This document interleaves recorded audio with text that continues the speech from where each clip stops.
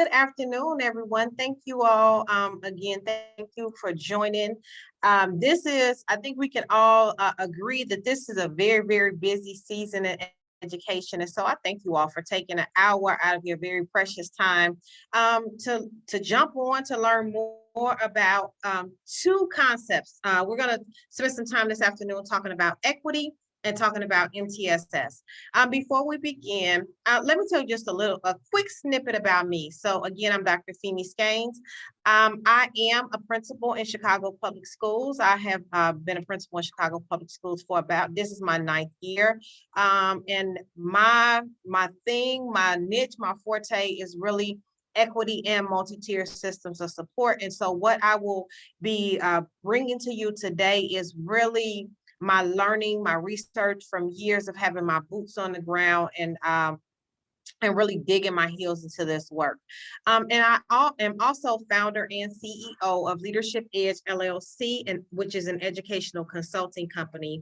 And as you can imagine, that MTSS and equity is a lot of what we do at Leadership Edge. And so enough about me. I'm going to jump into this presentation today.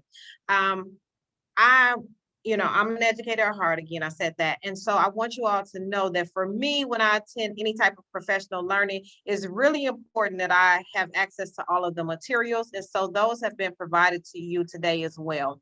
So if you go to fssleadership.com, and Arlen is dropping that in the chat for us, you can get all of the session materials by going to this website. If you click right down here on professional development resources and you scroll down to the bottom to ELN MTSS, you click that link. The whole presentation and a few other resources are available for you. So again, you can feel free to use any of the materials that I'm providing for you today. And so we're going to talk about MTSS and equity. Once again, this is really an interesting concept because MTSS and equity really are two very obscure kinds of concepts. And yet we know that they're so important in practice. And so even, in my own years of practice as a principal, there were times when I found myself struggling because, we're expected to implement MTSS and we're expected to be equitable in our approach. And I found that I was really struggling to figure out what this looked like in practice. And so what I'm going to do today in this short time that we have together is my hope to really demystify some of the understanding and make it clear that you can have really practical strategies that you can take back to your school and immediately implement. And so the first thing that I really want to share with you all this afternoon is that MTSS is not a program. It's not something that we pull out of the box. It's not something that you can buy from a vendor. It really is a boots on the ground, dig your heels in, fundamental approach to how we do school. When we think about building an MTSS as an equitable approach to instruction, there are two things that we have to really do before we start any of the work. So our task one, and it may behoove you today to just jot down a few notes because there'll be some things that I may ask you to think about or, some quick steps that you may want to have down on your notes and you come back to later. So really when you're thinking about how you lead around MTSS and equity, the very first thing is that we have to be sure that we define equity. At your school, do you have a common definition for equity? Do all teachers, do all paraprofessionals, do all administrators have the same and common definition about what you are hoping to achieve with equity? That's really step one. It seems such a little thing, right? But even if we think about Bloom's taxonomy, we know that definition is really a foundational level to higher levels of thinking. So we are going to spend some time really defining equity. And then our next step is then we have to define and clarify MTSS. So again, we're going to start with really just defining equity. And then we are going to define and begin to clarify MTSS. And so when we think about MTSS is an acronym for multi-tiered systems of support, right? We know that multi is many, tiered is going to be different levels. Systems, well, anytime you have a system, you're going to have pieces working together, and then you're going to have support, which is help provided. So if we break that down, it's essentially many levels of pieces that are working together to give students the support and the help that they need to be successful. Okay, so now we're going to go back and we're going to really clarify equity and MTSS. So equity is about eliminating barriers to success by focusing on all groups and providing supports and opportunities to improve outcomes for each student. So I want to break that down a little bit more. So number one, we're eliminating barriers. So what's preventing our students from reaching high levels of success? And then we're going to focus on all of the groups, right? So who are those student groups that exist at your school? And we really have to spend some time thinking about who our groups of students are. And then we're going to provide support. So we got to help them. And another key word, opportunities. So multi-tier systems of support is not just about our young people who are struggling, but it's also how do we accelerate and advance learning for all students. And then we want to improve outcomes for each student. So not just our most vulnerable group of students, or not just our highest performing students, but really we want to advance outcomes for each student. That's what equity is about.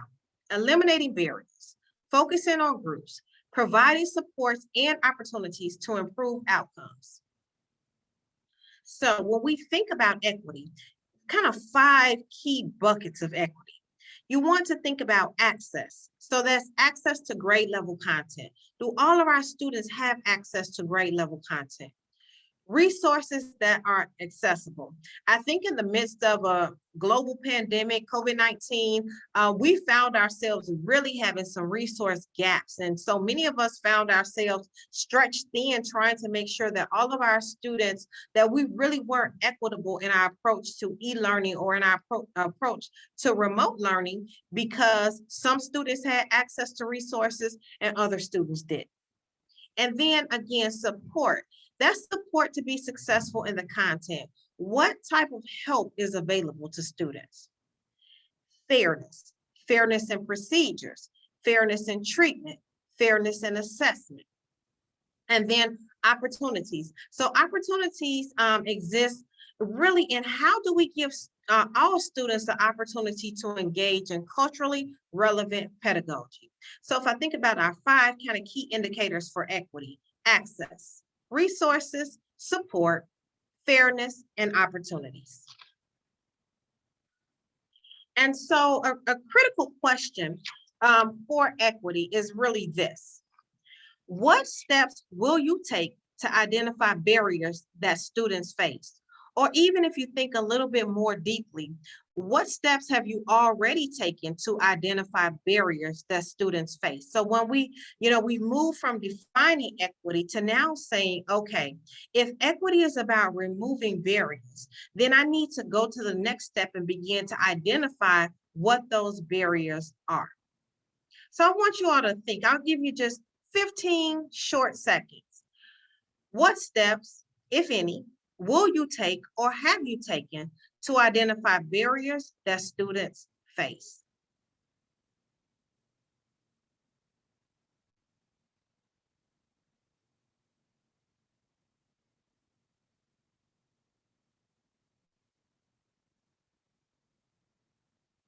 I would love for a few of you all to jot, feel free to use the chat, and feel free to share with the panelists if you feel so inclined.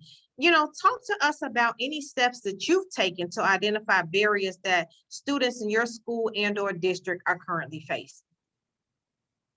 And so equity implementation begins with number one, knowing your student groups. And so I talked about that MTSS is really about making sure that you have support for all student groups.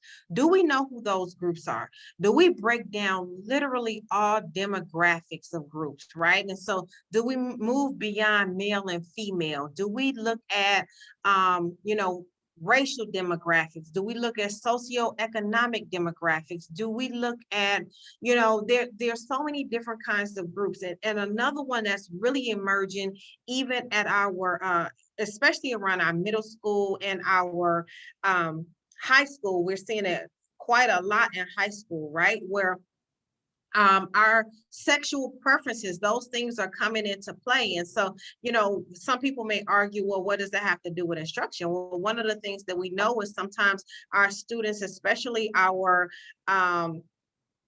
students that have identified in certain sexual groups or certain preferences may be more vulnerable. So when we think about a lot, the research actually says that many times that there may be a certain proclivity towards suicidal tendencies or suicidal ideations. And so we want to make sure that we have supports in place for all groups of students. So the first thing is we want to know who those groups of students are.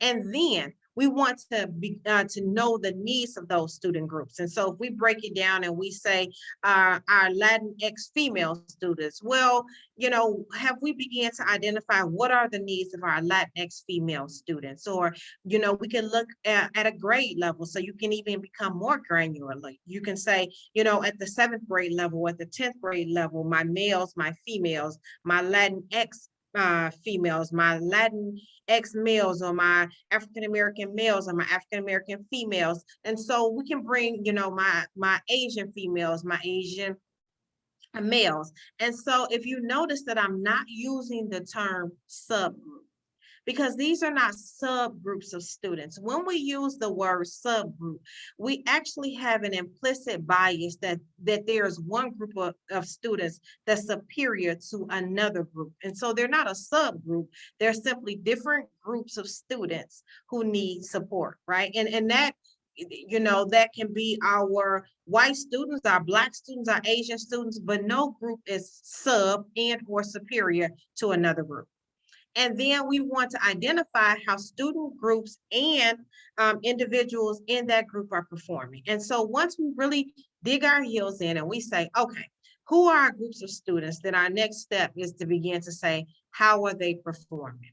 I've given you all a lot in a short period of time, but let me break it down for you again. So we got equity. And we have equity is about identifying barriers. And then we have MTSS, which is this comprehensive system. And so in equity, we're looking to eliminate barriers. We're going to know our groups. We're going to know the needs of our groups. And then we're going to identify how our groups are performing. So that might be something that you want to jot down again. Have you really taken the time to know your group, know the needs of the group, and then know how they're performing? And when we break it down a little bit more, not only how's the group performing, how are individuals within that student group performing? And so I want to go back again to this concept of equity. Access. So I'm going to give you some guiding questions. So these are some things that you can think about when you're leading the equity work at your own schools. How do we ensure that all students are accessing grade level content? Resources. How does every student have access to resources? Support. This is a key one. What structures are in place when a student struggles or needs opportunities for acceleration? Fairness. What practices are in place to ensure that fairness is a standard practice? Opportunities. How do all students see themselves mirrored in the instructional delivery? So again, those are just some of the guiding questions. Access, resources, support, fairness, opportunities. 5 key concepts when we think about equity. Now we're going to dig our heels in a little bit more, and we're going to now begin to bridge or bring in the concept of MTSS.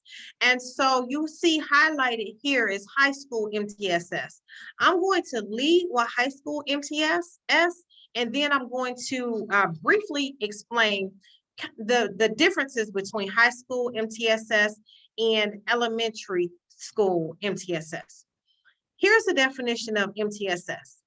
Multi-tier systems of support. It's a comprehensive framework for delivering quality instruction, differentiated instruction, and targeted support for every student by focusing on academic, social, emotional, health and wellness needs in all school and classroom settings, while using a variety of data sources for progress monitoring to ensure that students are on track towards graduation. A very key concept in high school MTSS is ensuring that students are on track towards graduation. Let's pause and really reflect there, because this has really been why so many high schools have struggled trying to figure out and implement high school MTSS.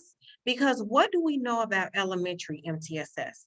It's really focused, elementary MTSS is focused on skill acquisition. We're looking at our progress monitoring assessments, and we're saying the student, how did they do on skill A? How did they do on skill B, C?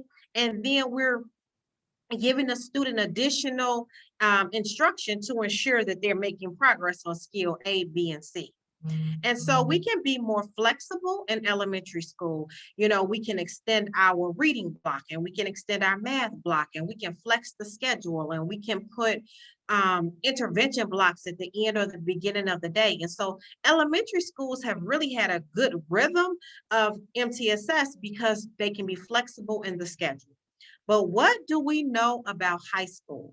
Well, high school is not quite the same, and it's not the same because there are typically 7 or 8 periods a day.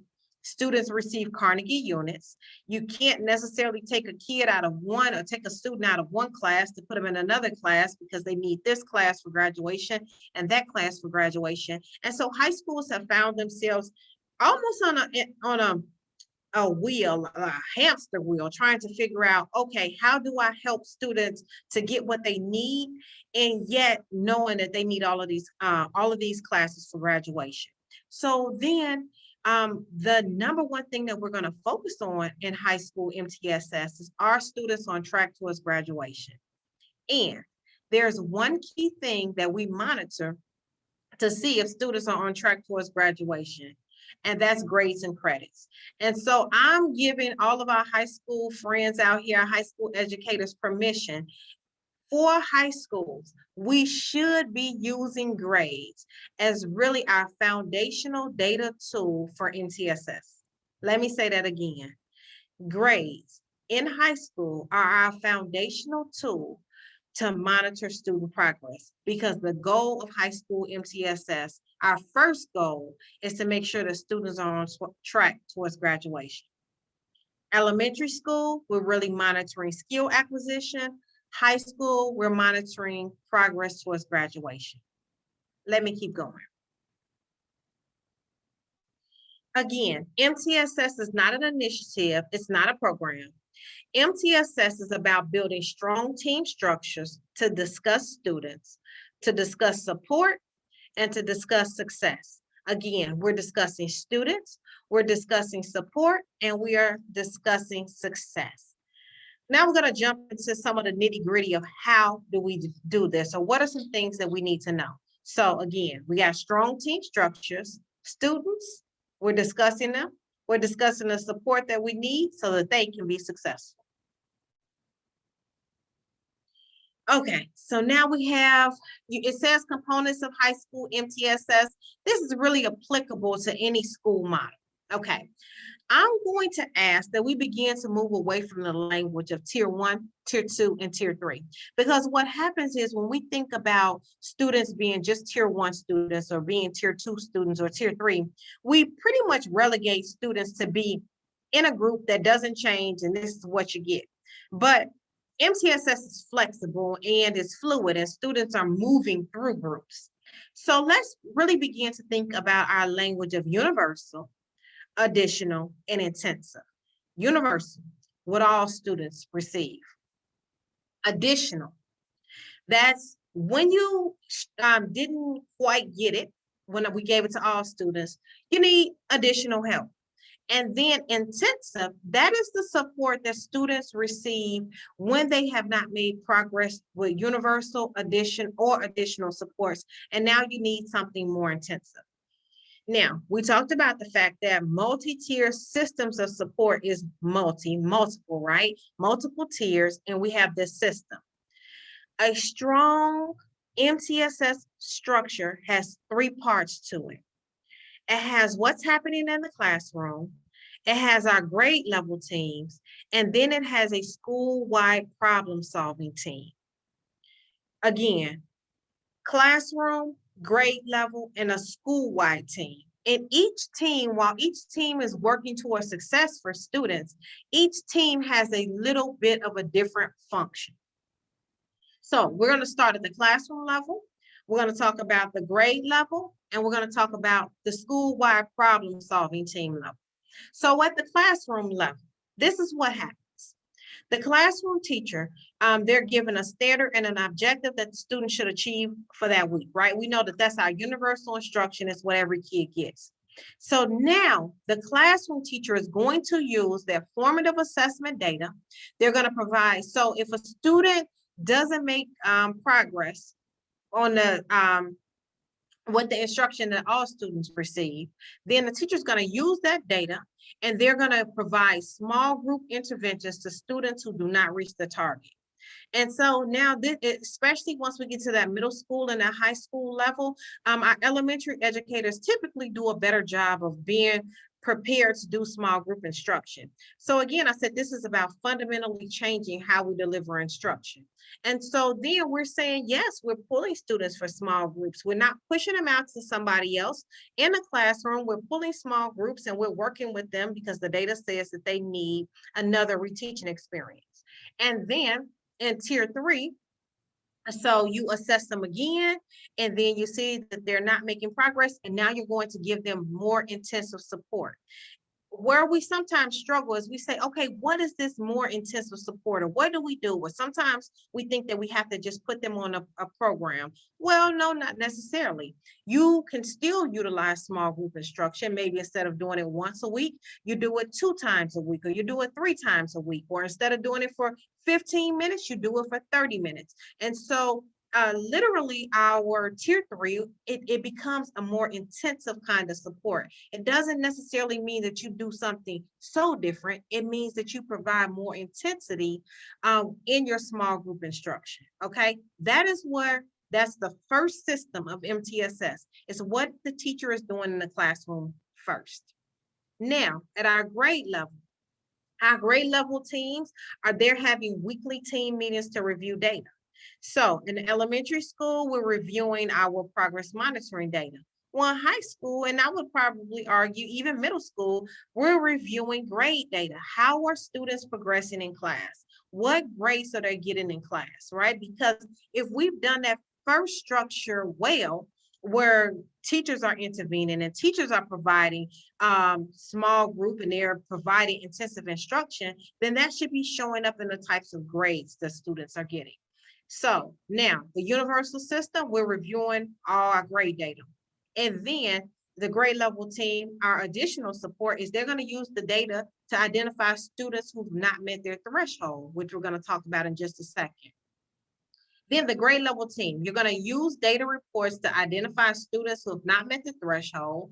The team is going to say, okay, what kind of support will we provide as a team? Do we want to do some type of grade level tutoring option? Do we want to do a grade level pullout? This is really where that collaboration comes into place. Counselors, our professional school counselors are an integral part of our support at our grade level team meeting.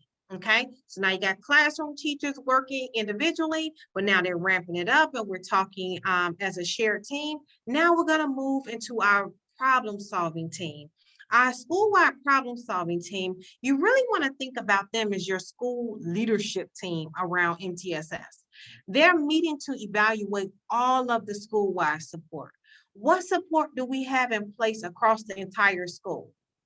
They're monitoring what support, and when they get to tier 2, what support is provided by partners and school counselors. So students, we've, giving them robust instruction in the class. And the grade level team has worked and provided support, but we still have this group of students who are really struggling. Now, this problem solving team, they're going to say, okay, we have partners A through F who can provide support, and let's make sure that we get students hooked up to it. And so that school-wide leadership team is now taking data from the classroom, taking data from the grade level team, and saying, we're going to hook these groups of students up with these potential partners because we see that our other structures, that our students still need a little bit more.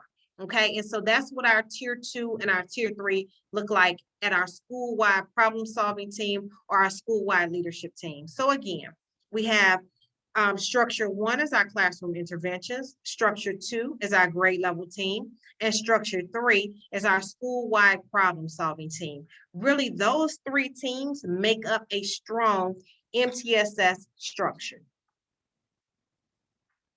Something else that we want to take a look at is for each tier, for at our classroom level, at our grade level, and at our problem solving team level, but specifically at our grade level and our school-wide problem solving team level, I would ask that you all use this framework or use this model to really think about how you're getting set up in terms of your systems and structure. Have you clarified what's the expectation? So grade level teams, what are you expecting all students to do? And when they don't get it, what's the expectation, right? What's the indicator that a student needs tier 2 or additional support? What is the indicator that students need intensive support, right? Those are the goals or the thresholds. What is the identifying criteria to indicate that interventions are necessary? This is a critical question that we have to answer. Sometimes we're moving on and we're saying, oh, we need to move students here, we need to move students there. But let's start with this thinking framework. So from day one, we really want to talk about what criteria will we use to say, hey, this is an indication that a student needs support. And then the next key part is, well, what's going to be in place to provide this assistance? And what's the exit criteria? What's going to be an indication that the student no longer needs this kind of support? And then data tracking. Who will be responsible for entering this data in a tracking system? I would say that a strong MTSS framework has all of this spelled out for the grade level team and for the MTSS problem solving team.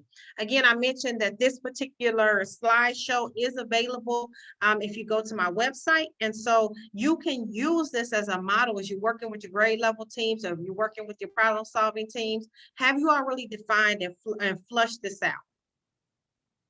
So here's what we know. Equity is the goal for every one of our students, right? We want to be equitable in our delivery of instruction. We want to remove barriers. We want to make sure that students have opportunities and they have support and they have resources. Equity is our goal. MTSS is the path to achieve equity for all students, right? So equity is what our goal is. MTSS is the pathway to how we achieve equity. Now I want to talk about really through the lens of equity. So what does this mean? How do we look through the lens of equity? Equity shows up in our expectations. Let me say that again. Equity shows up in our expectations.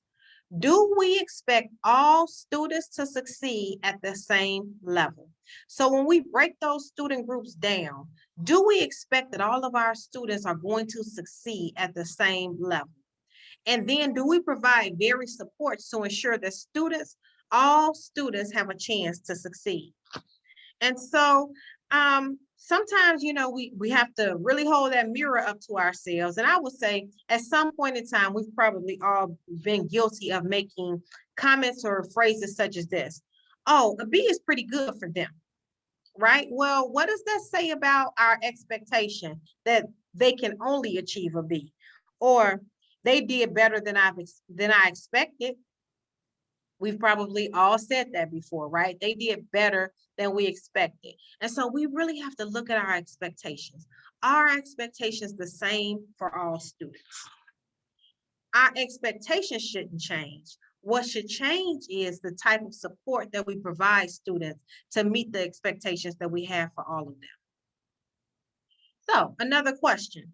What systems are in place to ensure that every child has an equal chance for success? What at your school, if you have to think for 10 seconds, what systems are in place to ensure that every child has an equal chance for success?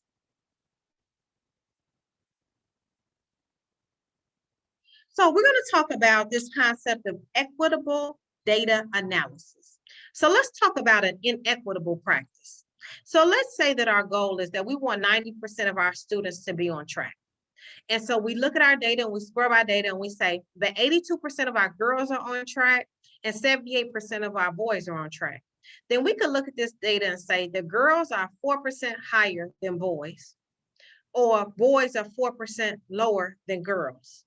This is an inequitable practice. I'm going to help us understand what an equitable practice is. If 90% is our goal and girls are at 82% and boys are at 78%, we don't want to compare the groups to one another. We want to compare the group to the goal. So let me go back again. In this slide, we compared the girls and the boys. We said girls are 4% higher than the boys, or the boys are 4% lower than the girls. But what we really want to do is we want to say, how far are they away from the goal?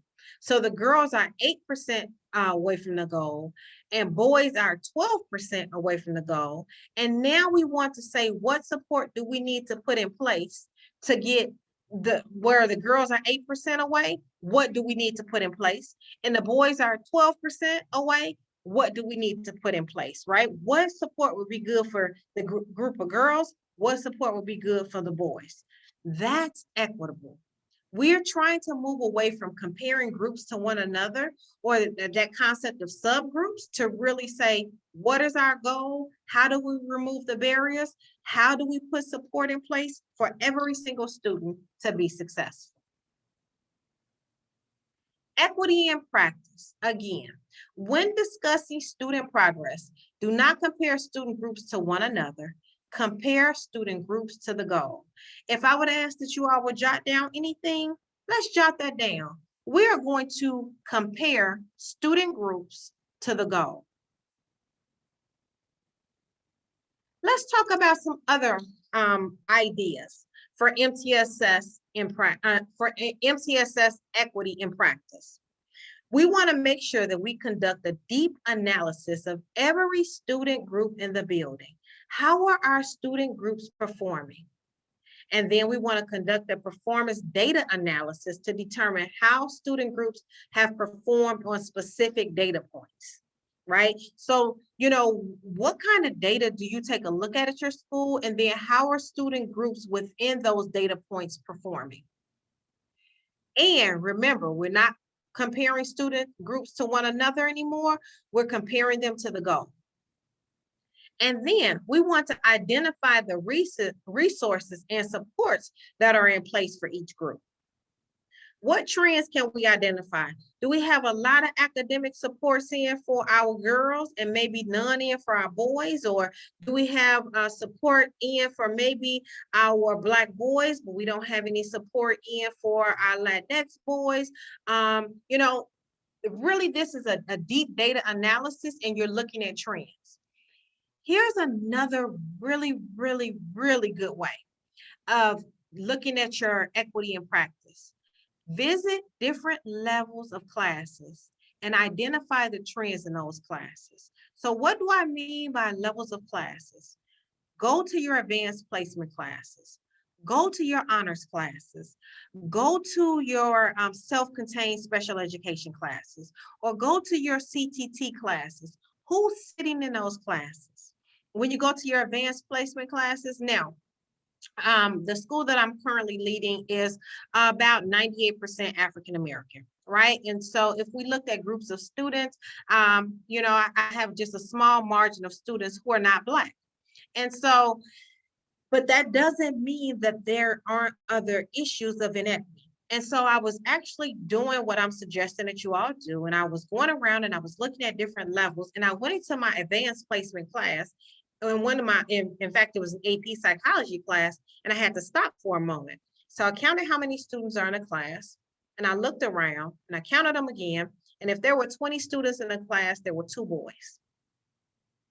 Two boys in an AP class. The class was filled with girls.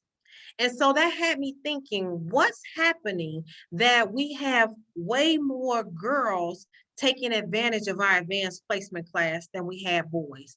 That was a trend.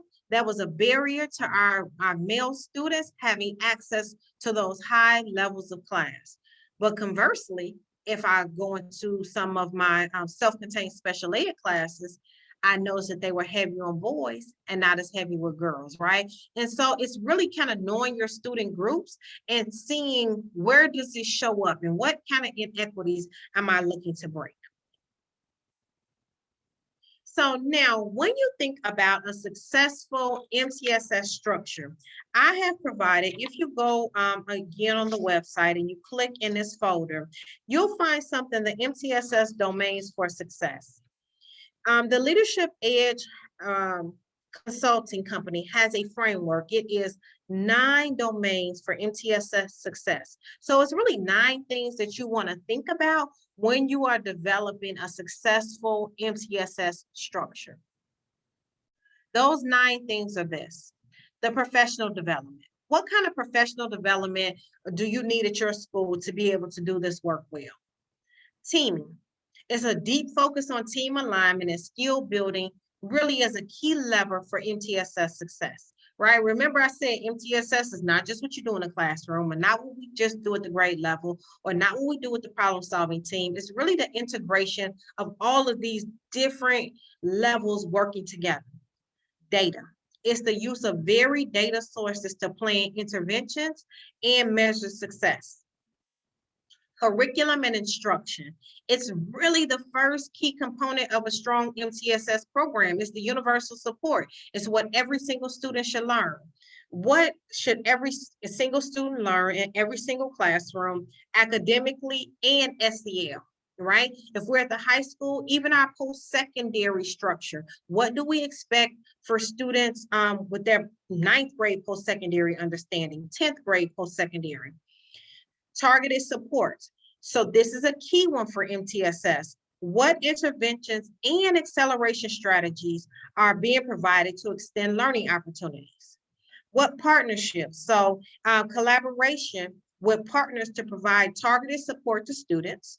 What structures? The development of structures and schedules to provide sustainable structures for MTSS implementation, right? How do you flex your time, or how do you put tutoring in, or, just how do you make the master schedule work so that students are getting what they need?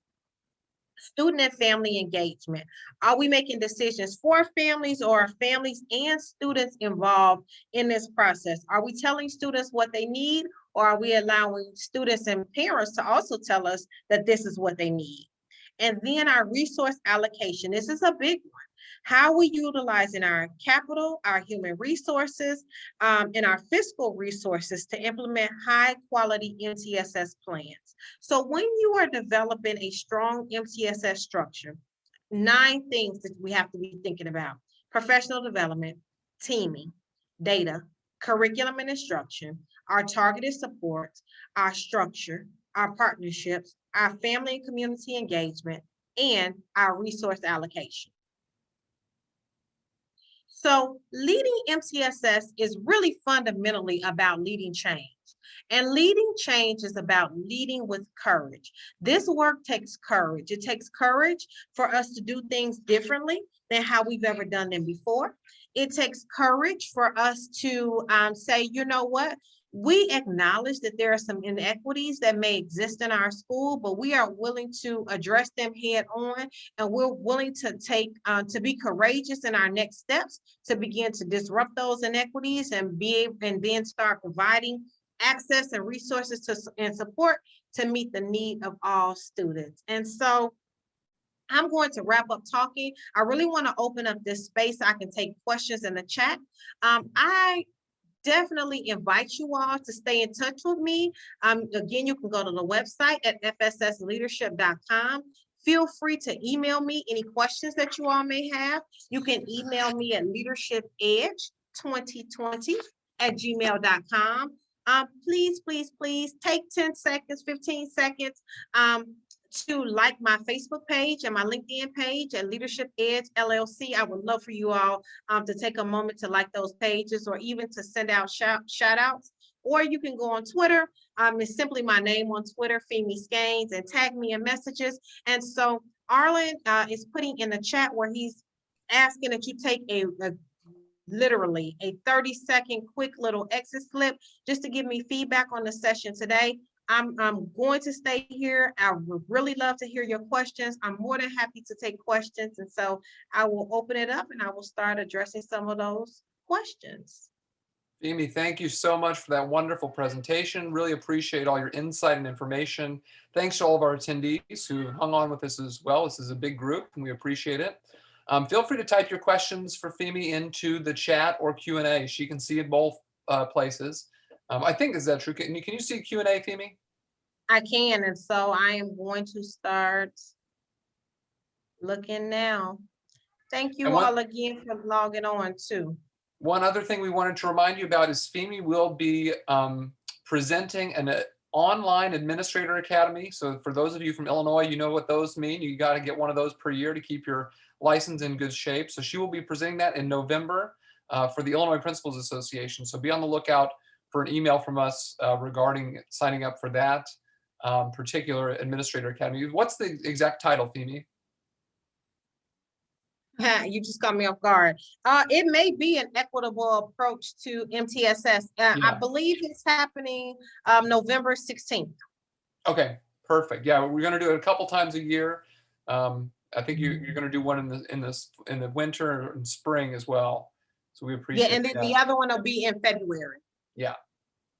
So that's great. I don't see anything in Q&A. I'm looking in chat, just getting a lot of kudos to you, Femi. So that's great. Thanks for piping those in there and letting us know your thoughts. Make sure to complete Femi's exit slip. I posted the link. It's a Google Doc into the chat, so you'll be able to click on that and go right to it in your browser. Thank you all. Thank you, Ann and Mona and Joanna and Sonia. Thank you all, Melissa. Again, feel free, I'm going to pop this up again. Feel free to email me, visit the website, Facebook, LinkedIn. I do go on Facebook and LinkedIn and put additional tips. Sorry, one of my staff members just had a quick question.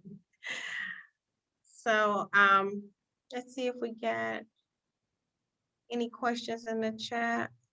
Hey, Charles, long time no talk to. Good to hear from you. Angela, Pablo, David, thank you all so much. Okay, Femi, looks like we've got some 3 questions for you in the Q&A if you want to open that up. You know what? I don't see any of the questions. Hey, Cheryl. Arlen, can you read them to me? I don't see them. I can, yes. Our first one's from Ryan Johnson. He says, our high school has built-in PLC and time to meet with content-alike peers, 10th grade history, 9th grade English, but we do not meet as a whole grade. Do you have ideas on how to approach this? Yes, so that is actually for high schools that have not been able to achieve the grade level team structure, which can be difficult in high school, then I would say utilize the same system, but really looking at how what are student grades in that particular content area. So if your 10th grade US history team meets as a course team meeting, then look to see how students are performing. What are the grades of all students in the US history classes? Do we see any gaps, in teacher A, how are grades, and teacher B, how are grades? And then that's also a good opportunity to bring in student work. So yes, you can still use course team structure as an MTSS structure. Wonderful.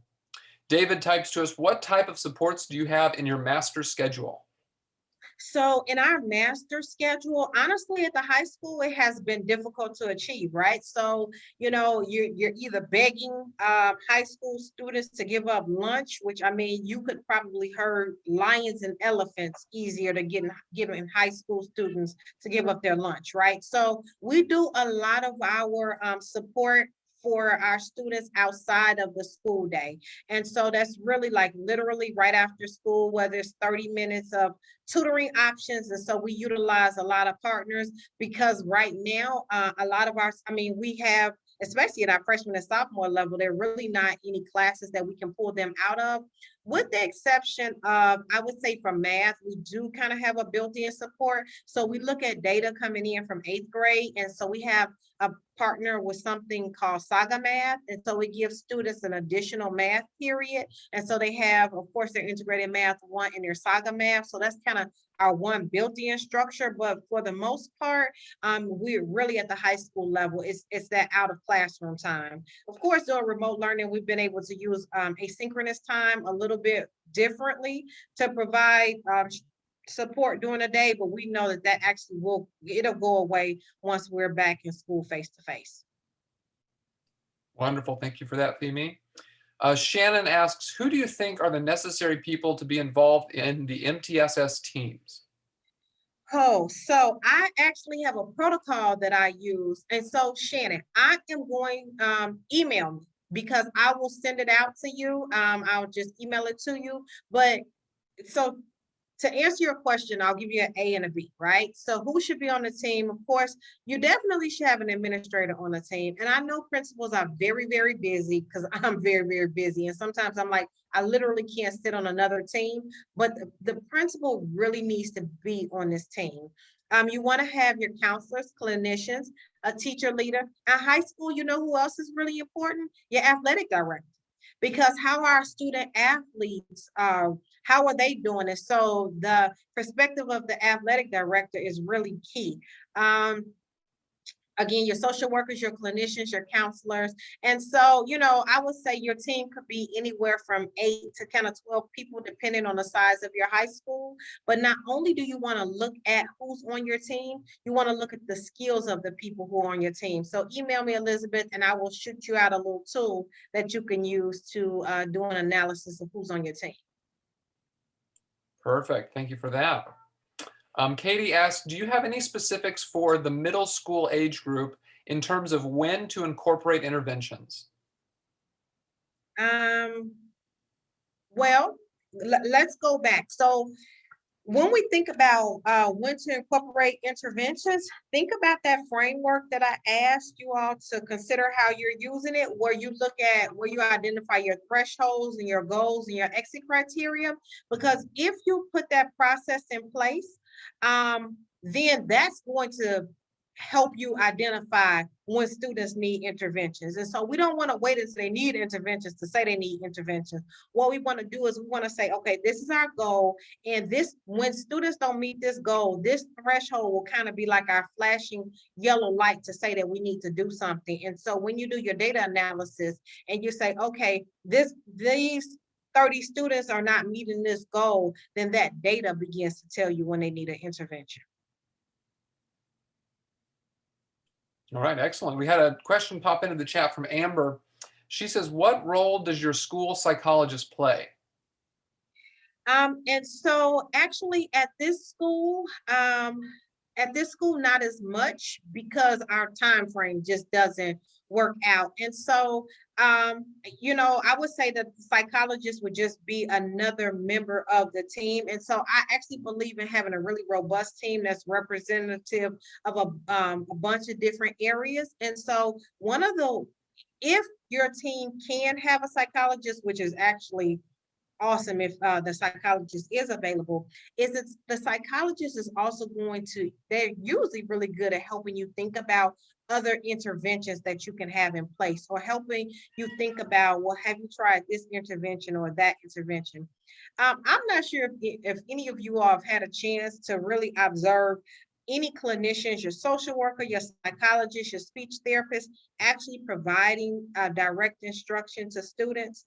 They are amazing with like differentiated real-time on the fly type of shifts in instruction. And so they're able to bring in a different kind of instructional lens to help you think about interventions differently. All right, thank you so much for that. I want to thank you again, Femi, for this presentation today. And thanks to all of our participants for logging in. Appreciate it. Thanks for all the feedback and completing Femi's exit slip link. We've got that posted into the chat. As I mentioned at the top, this was recorded. We will be sending out a link to the recording tomorrow. You can watch it on YouTube. It'll be available for you to view and share. I will also be sending out to those who completed the webinar a link to an evaluation, which once you complete that evaluation, we'll send you the ISB evidence of completion form for Illinois participants looking for their 1 hour of PD credit. And I think that's all we've got, Femi, so that everyone is free to log out of the session, and I will be communicating with you very soon. Thank you, everybody. Goodbye. Thanks, Arlen. Bye-bye. My pleasure. Thanks, Femi.